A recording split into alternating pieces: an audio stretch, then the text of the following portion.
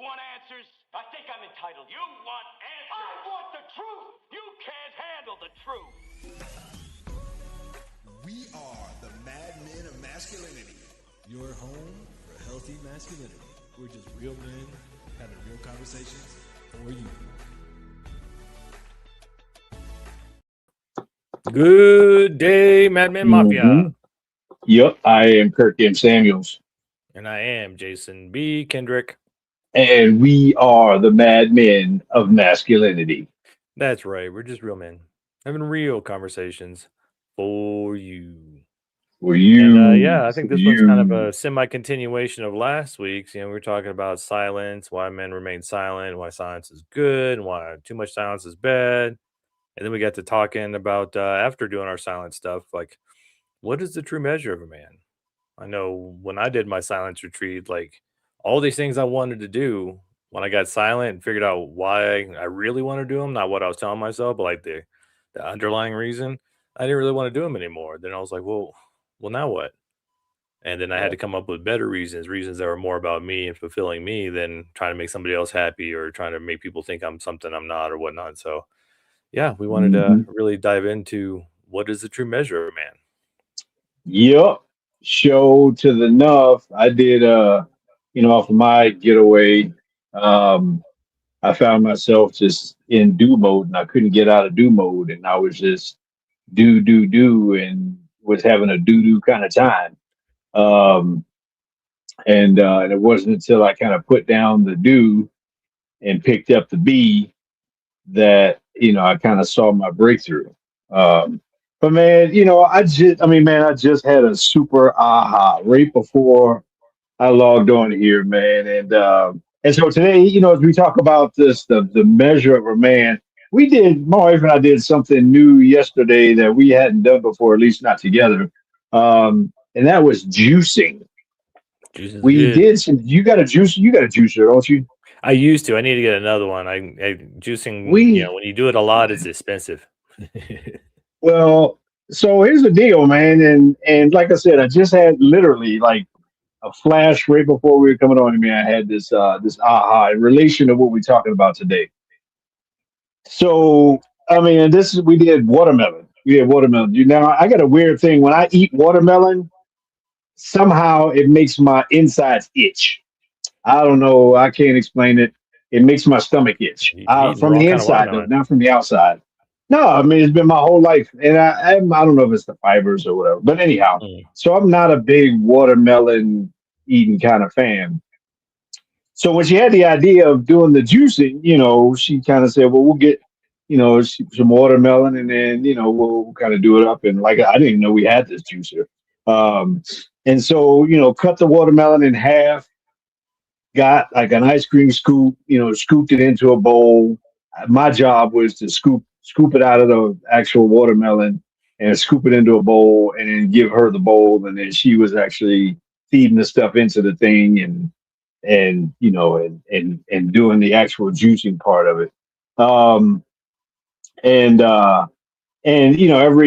every like cup, we did one line. So kind of add a little bit of flavor to it kind of thing. And one of our big ahas was, and we also, by the way, and this is important too, after we were done all of that, we did some oranges. We had some oranges and we were like, well, since we got it out, let's do some oranges and have some orange juice.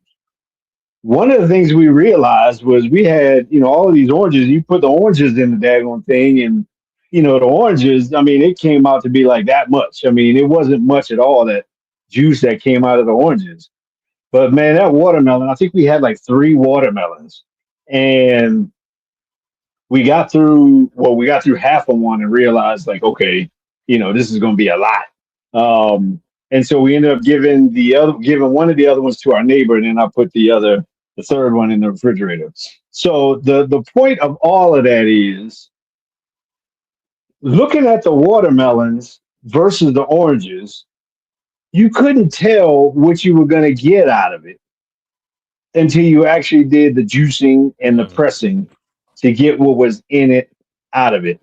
And right here, I'm holding in my hand, the proverbial fruits or the juices of the labor.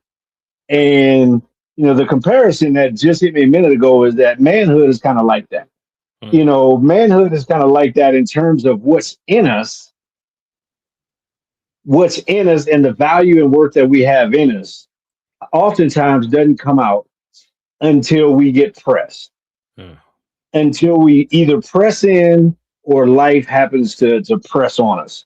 Um, but either way, the measure of the substance of the juice. Now they call watermelon for a reason because it's a lot of Water, water a in lot it, of water. a lot of liquid. So you're gonna get a lot out of that, but you're not necessarily gonna get the same amount out of everything. And so one of the things that I realized in terms of life and manhood and all those kinds of things is a lot of times we as men, and I know I'm a little long winded here, but this just hit me, and I promise I'll be done in 10, 15 seconds. Um, but a lot of times we as men, I feel like anyway, and my perception, my judgment, and I think, a lot of 51 out of 100 men would agree that oftentimes we tend to get measured by what we produce, Uh-huh. by the volume of what we produce, not necessarily out of the substance that we produce. And so it's a difference between, we want watermelon worth of water out of our juice out of a bag of oranges.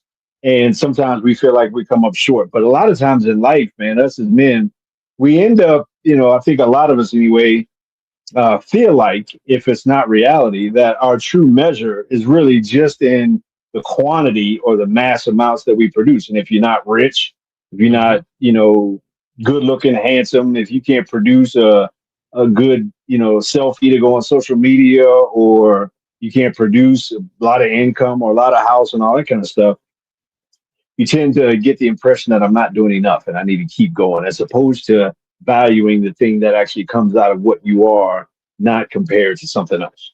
Does that make Yeah. any kind of sense? Yeah, absolutely. I'm glad you brought that up because it's kind of where my thought process was going. That because I think about a lot of these successful people, quote unquote successful people, those that have businesses and made a bunch of money, and they've followed the American dream, quote unquote. But when it comes down to their personal lives or their EQ, emotional intelligence, or just how they are as a person, a lot of these guys who have spent so much of their focus and time and energy on just gaining money and resources didn't put a lot of work internally.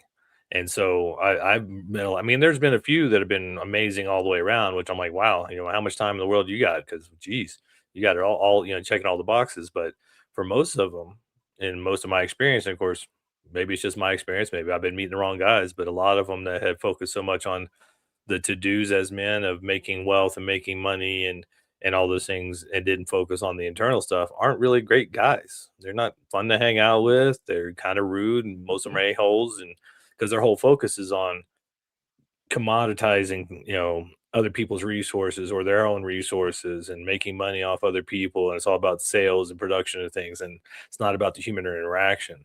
And so that got me to thinking about, well, how do we truly measure, man? Is it the old version, the American version of, how much do you make? Is it the sixes, like the ladies you like to use it as 6 figures, 6 feet, all that stuff?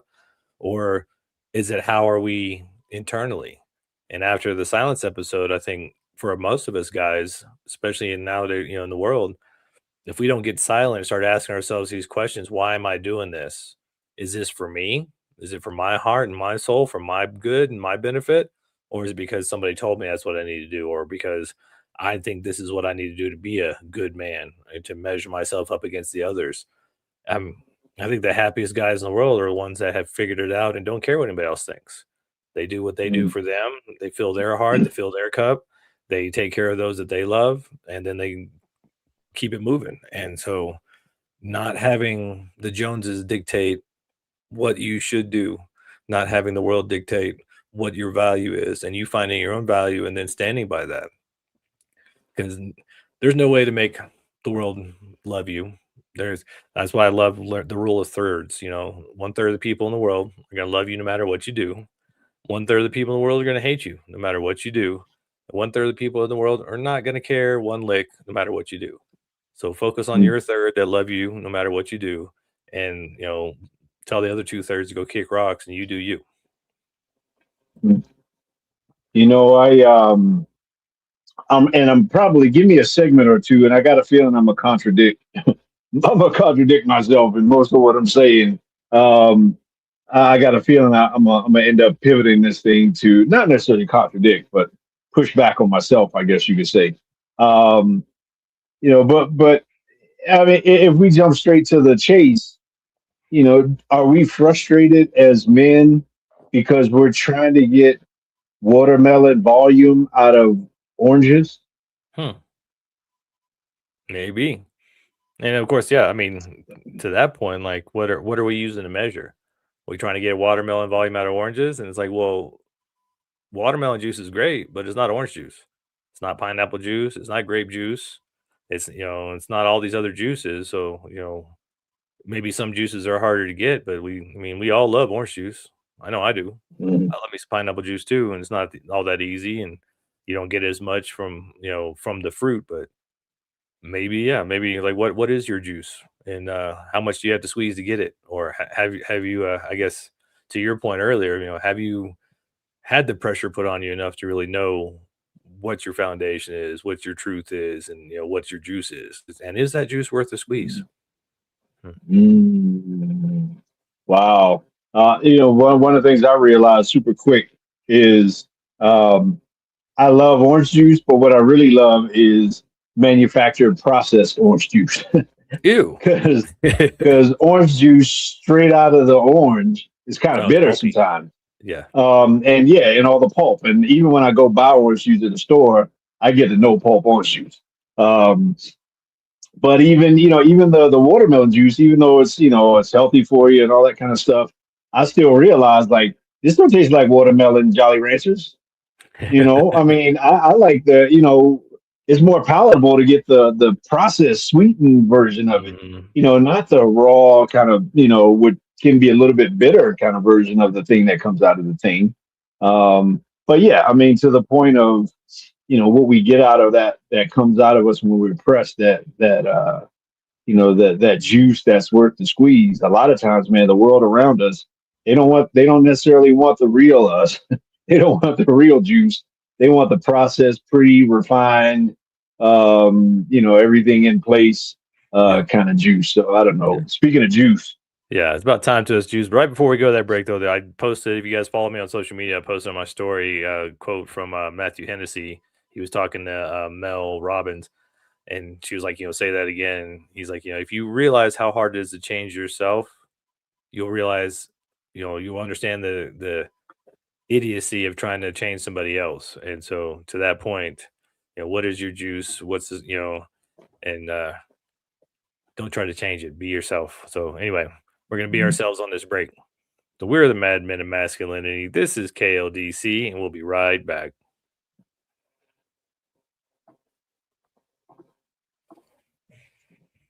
Man, that sounded better in my head, and it came out all crossways. No, man, even this bottle, man, I still got some of the actual watermelon in there. Yeah. But I'm like, yeah, I'm chewing on this one here. Some of that made it through. I don't know what the deal is. Yeah, you need a better filter. Smaller pores, smaller holes.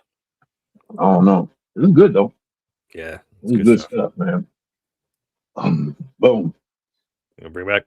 Let's keep it rolling. All right, here we go. We're back. Yes, we're back. We are back. Mad Men of Masculinity, KLDC 1220 AM in the Mile High City, Denver, Colorado, on the interwebs, everywhere. Holla at your boys, YouTube, Facebook, etc. Leave a little. What you think? Do you agree? Do you disagree? Where are you physically? What city you live in? We'd like to know where folks are. The analytics of it. Are you somewhere around the world? Are you local? What's the dealio? And if you are local, go to bmen.org/summit. October 24th. We getting some guys together. We getting men together. Iron is going to sharpen iron, and we are going to leave We're going to leave that day better than we came in. We got some fantastic speakers. We're changing up the format from what we've done the last couple of years, changing up, even all the speakers and the venue, changing up everything, shuffling the deck. So check it out, bmen.org/summit. Get your tickets now for 2026, October 24th. That would be a Saturday. Man, we're talking about, the measure of a man, and, buried in that, maybe there's some level of frustration. If you're a guy out there and you're a little bit frustrated about, man, I should be farther on in life. I should have accomplished more by now. Um, People that I graduated high school with have gone on to done greater things than me. Maybe you got a sibling that is more successful than you are, or wealthier, and maybe your six pack abs got a little insulation on top Little of it. cushion. Whatever that is. Maybe you find maybe you just find yourself not feeling like you're really measuring up. And I almost wonder if in our culture we need to maybe hit the reset button in terms of what that is, and even from a family perspective, man, maybe that's a good pivot right here. Even from a family perspective, do you value the men in your life based off of what they give you or what you get from them? Do you value what they produce as opposed to who they are? How do you measure the men in your life? What makes a man valuable to you? And if I would say, if a man is valuable to you based on what he does for you and what you can give him or what he can give you and all that other kind of stuff, maybe your barometer, maybe your measuring cup is a little bit off. Maybe in either one of those scenarios, you're looking for orange juice level of juice out of a watermelon. Or vice versa. Watermelon juice of an Or orange. vice I versa. mean, yeah, Mhm. it all comes down to what's your criteria, what's your measuring stick. And I think looking at the state of the world, looking at the state of relationships and dating, looking at the state of just men in general, most of the measuring sticks are being used against men are wrong. It's all about, this 1% of guys that make over six figures and they're all 6 foot and they're all models and this is what every woman wants. And those guys are just having a good old time. Like they do whatever they want and get away with murder. And it's, just how they get to live life because all the ladies want them. And then they discount the men who have true value, the men who are loyal, the men who have the backbone and the tenacity to stick through it when times get hard. They devalue a man's quiet determination to make things work, to provide, to protect, to be, a foundational man. And I actually saw there's a lady that does like hiking or car camping videos or whatever that's in the area, and I saw that she had done some retreat and during the yoga retreat or whatever, a lot of ladies started bad mouthing their husbands and stuff, and she went off on a rant, which I loved because like why would you bad mouth your partner? Why would you bad mouth the most important person in your life? Why would you talk bad about them? And even to quote Tony Robbins, like has complaining ever made your life better? Has being judgmental and negative ever made your life better? And so, what is the measuring stick you're using? And if your measuring stick's not working, or if the things you're measuring don't measure up, maybe you need a new measuring stick, or maybe you need to get internal and realize what you need as a person versus what the great media empire out there that's trying to take your eyeballs and your attention and your money out of your wallet and make sure you feel less than and everything so that you'll buy their products that say will fix your stuff. They don't care about you. They don't care about your happiness. They just want your money and your attention. So we all need to take a moment of silence from time to time and figure out what is the juice? What is our juice? And is the juice we're juicing worth the squeeze? A lot of times, I don't. I would venture no. I would venture to say that most of the things that we're chasing after, it's all smoke and mirrors. We're chasing after significance. We're chasing after, importance, value, status, sexual marketplace value. We're chasing after, how many chicks can I get? And I'm talking about men. How many chicks can I get? How many checks can I get? I mean, if if your measure is chicks and checks, then then I think you are completely on the wrong highway, and that highway is probably a highway to hell because you're gonna be chasing something that Yeah. you're never gonna be able to make it across. There's no finish line. There's never enough. The guy that makes the billionaire doesn't stop caring about money. I mean, he wants 2 billion, and on and on and on. The guy that has five chicks, when he goes to the gym, he's always got his eyes going left and right looking for the sixth one. And so, how we measure ourselves as men, you know, we got to make sure we're chasing the right things. Yeah, I mean, kind of reminds me of one of those kind of personal development things where when you fill your cup, when you find enough in yourself, then all those things become less important. All the outer things become less important, and then what becomes important is your internal growth. Am I a better man than I was yesterday? And if we're still as men of a certain age, I mean, to your point, chasing chicks and chicks. I mean, that's kind of what we do in our 20s. Like that's kind of normal. We chasing as Mhm. much tails we can get and trying to get as much money as we can, and and I think maybe that's part of kind of growth. So you realize that that's not the end all be all. You got to go through that phase, realize that that ain't it. But there comes a point where we as men have to look in the mirror and go, "Am I being better today than I was yesterday? Am I making plans to be the best version of myself that I can be? And is that my goal, or is my goal once again to try to chase another chick, chase another check, chase another goal that's outside myself?" Like some of the best men in the world are some of the probably least noticed. They're quiet, they're happy, they're content, they know who they are in their heart. They're doing things to make themselves better, quietly challenging their world and their worldview and those around them. And there was something I just watched recently about evolutionary gap, like the technological evolutionary gap. You look at for thousands of years, all we had to worry about was the farm and our kids and our family. There was maybe Mhm. 20, 30 people with in-laws and grandparents and everything that we had to worry about. And now with social media and everything, suddenly we got to be worried about 5 billion people and all their junk. It's like, I don't care. I can't do nothing about dude down the street, much less across the world. Why do I need to care about that?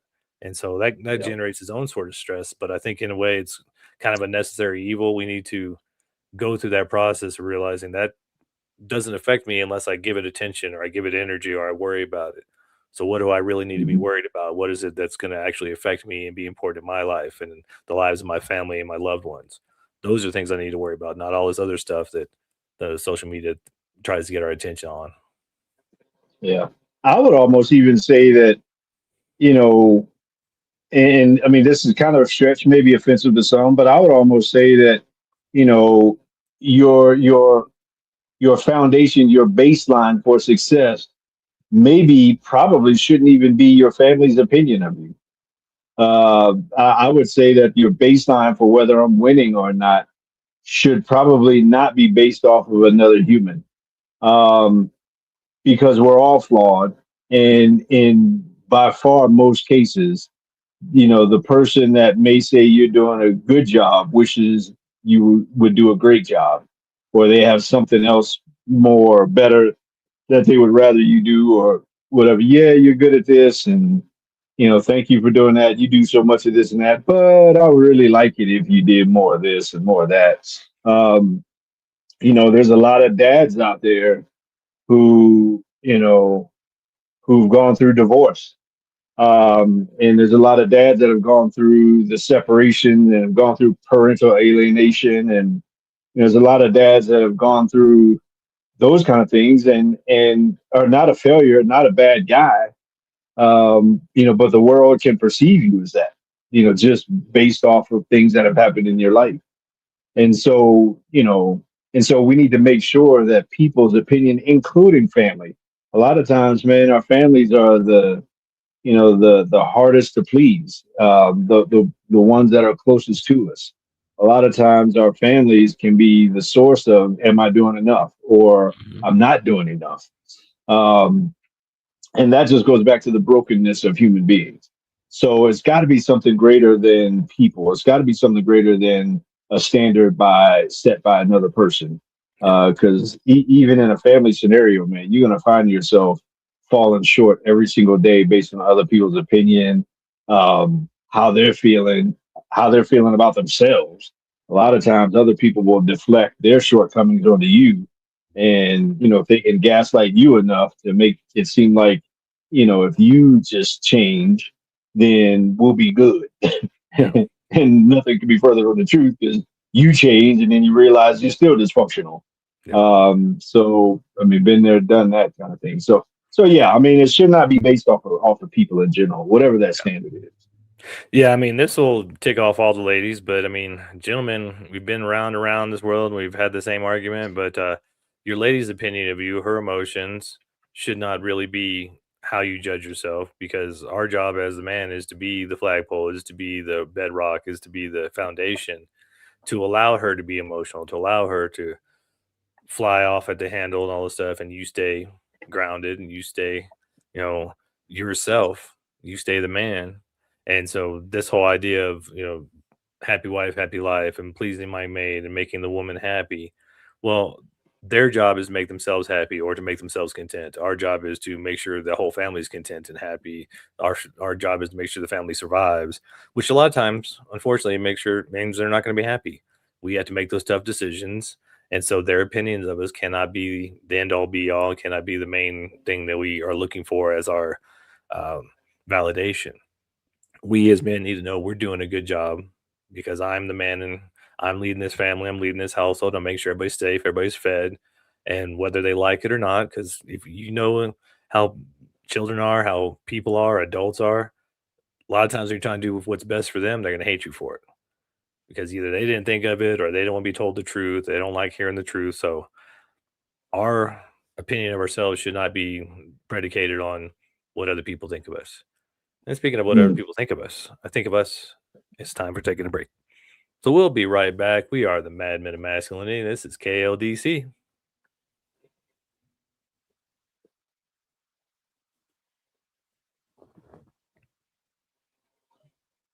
Man, a whole lot of times, man, you can get so stuck on well, a point. I mean, when it comes down to it, you know, in order to be a good leader, you got to make tough choices, and Yep. you got to make choices sometimes that people are not going to be happy with. So man, we get so caught up in being that's where you come into being a nice guy Yeah. when you're just trying to please everybody. And you can't do that, man. You just can't. Yeah. No, I mean that may be what we hear and what the popular propaganda is be nice, share your Yeah. emotions, do what the ladies want, make them happy. Well, all evidence points to the opposite. So we have to be foundational. We have to make ourselves uh, our own judge of ourselves, basically. I mean, if we look Yeah. within, we know we're trying to be the best version of ourselves each day, and we're trying to make ourselves better, and we make that our guiding light and our principle, then I think we'll be doing pretty good. I think I'm gonna be doing pretty good taking the beetroot, man. I ain't gonna advertise this thing, man, but You can take some I beetroot. heard It's good for you. yeah, It's some good for beetroot. circulation. Yeah, I think so. All right. I think so. We'll take your drink, and then let's come on back. Yeah.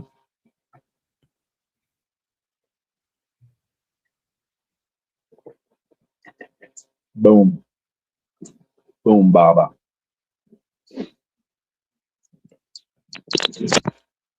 You still hear me? Yep. All right. I took out one of my things was saying like low battery. Okay. Well, you need to Um, learn how to uh, charge stuff. well, I don't. I do. You're right All about right, let's that. bring it back. All right. We're back.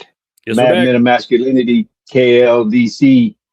We're talking about this measurement. Well, how are men measured these days? There's the whole adage, I need a man, or you're winning when you got 6 feet of height, six pack abs, six figure paycheck, all these things that are measurable, but none of those things that matter. Mm. And oftentimes, a lot of things that are easily measured are things that really don't matter. in the big picture. Because when it comes down to it, as a man, um, I can't really control my height unless I want to go to Turkey and get some leg stretching surgeries or something like that, Ouch. or all that kind of stuff. I mean, I can control my health, not necessarily to a six pack ab point. It's like, man, maybe I'm just not there for whatever reason.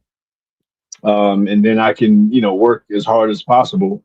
I can be a good worker, but may not necessarily control how much I make. I can accelerate, I can excel, I can try to achieve, I can try to do the best I can. Side hustle, side gig, I can chase the dream and all those kinds of things. But how much will be enough? Yeah. Because nowadays, I got news for you. Six figures is not rich in a lot of places. So, you know, so even the guy that says I make six figures, you know, depending on where you live, and Colorado being one of those places, it's like, yeah, okay. I Yeah. mean, and That's like the bare minimum you need. still got a side hustle.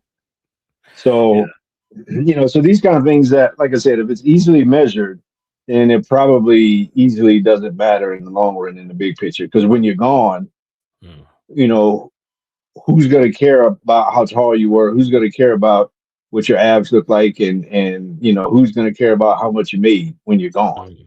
And so our if anything, our legacy um, should matter more than that. And in terms of legacy, the doorway to legacy is purpose. Is he Mm. living his purpose? Is he or are you as a man, doing something to better yourself and better the world on a regular, if not daily basis? What does that look like? What's going to outlive you? Six figures, six packs, all that kind of stuff is not going to outlive you. When you're gone, all of those things are gone. Mm. So, so priorities matter a lot. But I would say, man, if you got purpose in your life and you living for legacy, then you're probably on a good course. Yeah. I mean, you can have all those things come through the fact that you're following your purpose, but if you're just going after all those outward measurements, then you're missing the core value, and probably you're doing things you probably would rather not do. Maybe you never thought about being a real estate magnate and you just was like, well, that's a good way to make money. Or you never wanted to get into finance and the Wall Street, but somebody told you that was an easy way to make money. And so you focus on that, and then whatever your internal purpose is and heart, whether it's being an artist or a coach or a mentor or a musician, that thing that you told your parents and them being well-meaning parents, like, oh, you can't make money at that, honey. And instead of you trying to make money at that, or you trying to make a living, or at least just following your purpose because it makes you happy, you went out there to make Hmm. that bag and make that money. And now you're stuck on a treadmill because now all those people around you associate you with that money. They associate you with what you provide, not with who you are, not your heart, not with your purpose. And so many of us get to that middle point in our years where, it used to be called like the midlife crisis, where you realize, well, I did all these things I was supposed to do. I got the job, I got the wife, I got the pension, I did all these things I was supposed to, but I'm miserable. What about me? Well, get quiet, go on a retreat, do some therapy, do some meditation, figure out what's in your heart. And a lot of times, if you go back to childhood, like what lit you up as a kid before you were told that's not realistic, before you were told that can't make any money, before you were told, find something better, be a doctor or a lawyer, don't be an artist or a writer or a musician. Go back to those days and maybe try to pick that up again or revisit that. But so many of us men live in quiet desperation because we've done what we're told to do. We've done what we should do. And now we're in this hamster wheel of providing, because if we get out of that hamster wheel and we decide, hey, I don't want to do this anymore. I don't want to provide this life for these people because either that's all they want from me, they don't really know me, or they don't care about me. Well, guess what? That marriage, that relationship, that life is going to end once you decide you don't want to do that anymore. So be prepared for that. Like if you do the best for yourself, but you've been doing all the shoulds all these other years, it's going to be a big changeover. You're going to have to, clean the house, maybe tear the house down and rebuild it from the ground up. but you'll be happier in the long run if you're living by purpose. And so, what is it that you're truly using to measure yourself? Is it your heart? Is it your soul? Is it your purpose? Or is it just what everybody wants from you and, that money and that shoulds? Nobody should be living by shoulds. Yeah, that when you live by purpose, when purpose is your measurement, then your wins can, you know it's easier, in my opinion anyway. It's easier to see measurable wins in terms of long-term longevity. It's easy to say, did I do anything today? Did I do anything this week, this month, this year? On January 31st, I mean December 31st rather, when you look back at the year that just went by, did I do anything towards my purpose? Did I do anything towards why I was created? 40 million sperm I outswam and I made it there. Why? What's my why? And if you're a man, you have a Y chromosome. You have a Y chromosome for a reason. And maybe you have that Y chromosome because there's something in you that should be living for a greater why. A greater why to balance out who you are, to take a stake in the ground to say, hey, when history is looked back on in the end of time, he was here, and here's where he showed up. Here's his butterfly effect in the universe, in Earth, in history. Here's the effect that this guy had by being here. And quite often, that effect has nothing to do with the stuff that in the time, in the moment, is easily measurable. And so when you have a purpose in life that's your North Star, when you have something greater than you that you're living for, then you can internally just quantify that, and you don't need any external validation. You don't need anybody to stamp it. You don't need anybody to approve your timesheet. You don't need any of that kind of stuff, because it's like, hey, I moved the ball. I matriculated the ball down the field just a little bit. Mankind, history, somebody's life is better, probably because of what I did or what I aspired to do anyway. And for that matter, shoot, all of these videos that we've been doing, that we've been doing over the past however many years are going to outlive us, on the internet, right? And so, the stuff that you do that ideally would make somebody else's life better is the stuff that when you're gone, your kids, grandkids, or kids you didn't even know you had, can look up and say, oh, okay, that's my that's my great great great great great great great great grandfather. And that's the stuff that he did. But us as men, man, we get easily burnt out because we succumb to the pressure of the world around us, the expectations of the world around us, and the scoreboard of the world around us. That the burden that just rests on us, it just puts us in a perpetual grind state where we just grind and grind and grind and grind, and then we sit around quiet, and the person next to us, what are you thinking? Sometimes the answer is no, because I don't want to tell you. I'm ready to quit. And sometimes, the answer is nothing, because, you wouldn't understand, the pressure. So, or sometimes the answer is nothing because, in reality, you don't want to hear the stuff that I'm struggling with, the stuff that I'm trying to keep up with, and all these other kind of things. And so, that's the kind of pressure that we have as men. And it largely comes from trying to put up points on this world and this time zones, this culture's scoreboard. Yeah.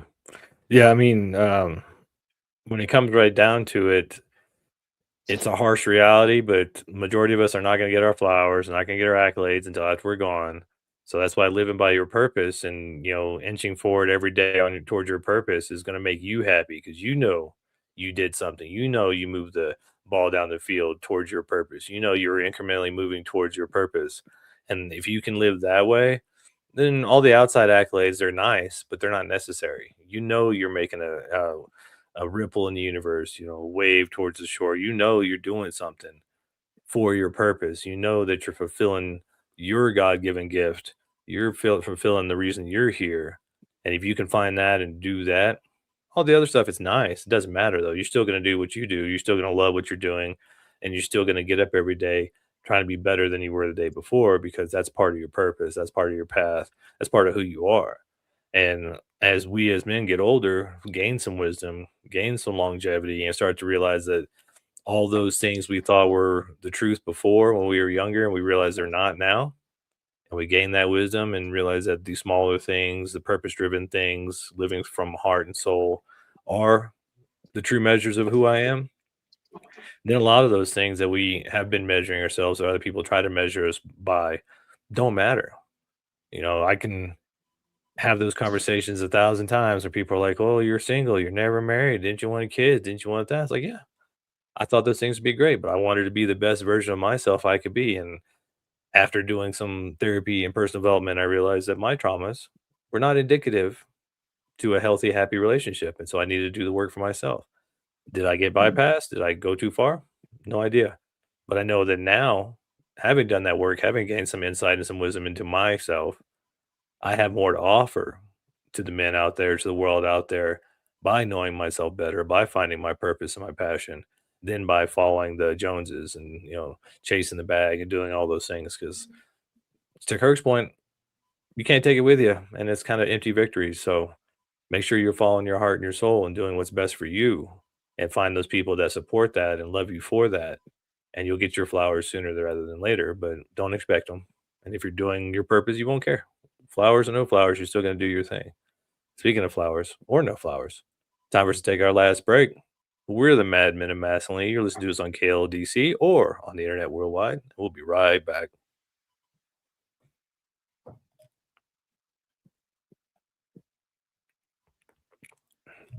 Sweetie. Boom. And then the earbud was about to go down. No, who what? I had to plug in my little earbud case. I think it was about to. That thing was about to make you crap out. All right, sir. How would you like to close out this episode?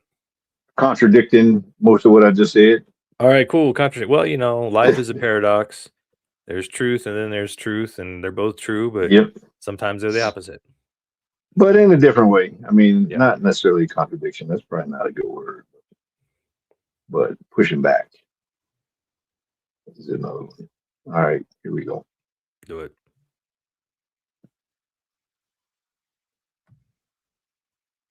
Mad Men of Masculinity, KLDC. Check out your boys on YouTube, Facebook, all that kind of good stuff. Just put a comment. It don't cost you nothing to hit a like button. It don't cost you nothing at all. Join the Mad Men Mafia. If you can't stand our faces, you can join us on Spotify. It don't cost you nothing, but all that good stuff. Lets the powers that be know that we're out here and that somebody's out there. I like the little short clips that have been coming out on like TikTok and junk, man, and some interaction on there. But yeah, let us know if you agree or disagree. I'm going to I wouldn't say disagree with a lot of what I just said. I just want to kind of pivot around and clarify, I guess. Clarity is as good. Much Clarity as I think. Kindness. Well, as much as I think, you should pursue the intangibles, the purpose and legacy and all those kinds of things. We also need to make sure as men that we do squeeze all of the juice out of this life that we can. Whatever your juice is, if your juice is a big old fat watermelon, if your juice is a little, one of them little hugs or what are them little oranges, the cuties. If you're a cutie orange or if you're a big old summer watermelon, whatever that is, man, guys, we gotta squeeze all the juice we can out of this thing called life. We're just renting this thing, man. These bodies are just for rent, and we're passing through. And while we're here, we might as well get the most out of this thing as we can, and that doesn't necessarily come through just doing. Along with the just doing part of it and the grinding part of it, we need to make sure that we're in tune with what that journey is supposed to be like. we need to be dialed into what our identity is as a man. Am I a watermelon? If I'm a watermelon, then I need to produce some watermelon juice, some watermelon, quantities of juice. If I'm a cutie orange, then I need to produce all the cutie orange I can and make sure that when I go into the ground or whatever that looks like, that is nothing but just the barest of pulp left, that is dry, that all of that is squeezed out of that. I got everything I could while I was here, whatever that thing is. Everybody's not meant to have kids. Everybody's not meant to be married. Everybody's not meant to, to be a successful CEO, and everybody's not meant to have a, a top 10 podcast or a top 10 selling book or to be a world renowned speaker. Everybody's not meant to be Tony Robbins. He's Tony Robbins. I mean, it is what it is. And so, but whatever your thing, you are something though. You are you. Whatever your name is, you are 100% that. So whatever kind of fruit that is, get all the juice out of that as you can, and don't give yourself an excuse to leave anything left in the tank. When you're gone, make sure that while you're here, man, you squeeze all that you can out of that thing, and make the biggest impact that you can while you're here. And so I want to make sure that I'm not that it doesn't come off like I'm trying to give anybody a pass to just kind of sit and chill and just coast through life and all that other kind of stuff to aim for the bottom. I think it was, Les Brown that said, most people don't fail because they aim too high and miss. Most people fail because they aim too low and they succeed. And so, yeah, aim high. I mean, excel. I mean, achieve. Go do investments in some kind of way or whatever it is. I mean, help people, serve people. Whatever your thing is, man, you can find a thing, but your life is supposed to be here for a reason. Figure out what that reason is and maximize the I don't know what out of that thing, man, and squeeze all the juice you can out of whatever fruit you are. Yeah, I mean, most things have juice, but are you watermelon juice? Are you orange juice? Are you beet juice? I mean, you ever try to squeeze a beet? There's juice in there. No, It's easy to squeeze out. But I the can main drop a thing beat, is but the main thing is to know who you are and follow your highest excitement, not somebody else's. So many well-meaning parents force their kids into some, quote unquote successful work path because they want them to be successful, but they don't honor, that child's wants or needs or their passions or their talents. So knowing which fruit you are, what juice you have, and following that, I mean, it's really about quality over quantity. you know, some people wrote one book in their lives. Some people wrote 100 books. Some people made one painting. Some did 100. But you squeeze all the juice out of your passion, out of your heart, out of your soul, you're going to make something of quality. And for some people, that quality is being the best parent you can be. Some people, that's being the best musician, being the best athlete. But it's your juice. It's your unique juice. I mean, the source of all that is and all that is cannot be all that is without you. So if you're sitting there going, well, why am I here? I don't mean nothing. It's like, well, if you weren't here, all it is wouldn't be all that it is. God wouldn't be God. The source wouldn't be the source. You are here for a reason. You make up that whole. I mean, you may be one grain of sand on the beach, but that beach wouldn't be the beach without you as a part of it. So finding who you are, searching your soul, getting silent long enough to hear your own soul and your own heart, to find out what it is that is in there that needs to come out, what your special juice is, what your special sauce is. And if you follow your highest excitement, you follow the formula, follow your highest excitement to the best of your ability with no insistence on the outcome and how it should look. I mean, if you're following excitement each day and each moment, like, okay, this was pretty exciting. Now that's the next exciting thing. And then you follow that formula. If nothing else, you're going to be excited a lot more often, a lot more happy, a lot more inspired than you have been by doing something that somebody told you should do. But know that you are here for a reason. Know that you have a purpose and a passion, and know that following your excitement and trying to get as much quality, trying to get as much juice out as you can is a secret, is a way to a fulfilling life and to fulfilling your purpose in life. yeah. Yeah, I think the difference is, and what we're saying, the difference is Um, to make sure that your measuring stick, if we're talking about juice, make sure your measuring cup Mhm. is grounded or measuring the right things. Yeah. If it's measuring the temporary stuff, if it's measuring all the stuff that's gonna poof and disappear as soon as you dead, then that's the wrong stuff. Um, and so whatever the stuff is or the juice inside of you, make sure that the cup, the vessel, the container, whatever it is that you're putting it in to measure, make sure that that thing is is set to the right caliber, is measuring the exact right thing.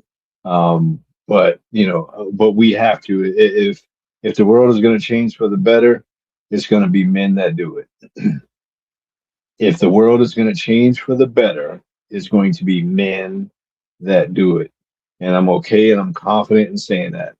Um, you know, that men quite often uh, may not necessarily be the problem, but can be blamed as the problem for a lot of things. But I believe that men are absolutely the solution to most of the world's problems. Because if we get our poop in a group, then everything else will fall in line. Yeah. If men get our stuff together, then everything else will fall in line in terms of our communities will be better, our families will be better, our country will be better, the world will be a better place when and if men get better. Yeah. Men are the tide, and when the tide comes in, all boats rise. Yeah, it's in today's world, and this we're gonna ruffle the feathers, but we're gonna tell the truth. Men, you need to do you. You need to be the best version of you that you can be. If the lady says she doesn't need no man, then bless her with that option and let her go have no man. But you do the best you can, that you be the best you can be, and keep getting better. And then that will attract those who love you for who you are, who will acknowledge you and respect you for who you are. But you have to do it for you. You do you, and because fortunately or unfortunately, the ladies they wait at the finish line. They're not at the starting line. They're not there to help you get going. They're there to show up when you already have it good. So do you be the best version of yourself you can be. Don't listen to anybody else. You follow your own heart and your own passion and follow that excitement that's in your heart. And then it will attract those people. It will attract those who are going to be a good fit for you. And if you've been listening to other people, if your parents meant well and they sent you down the wrong path, well, now guess what? You had that lesson.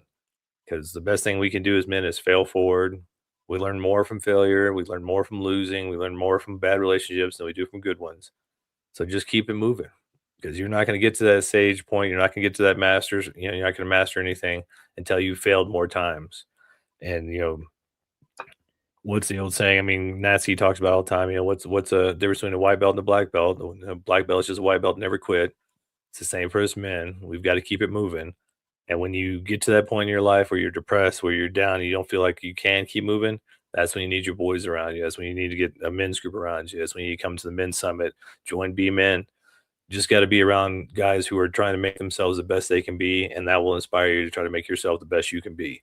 It's all about just getting up every day and moving that pendulum a little bit, moving it forward just a little bit. And then once you get that as your purpose of making yourself just a little better each day, you'll have something to live for each day.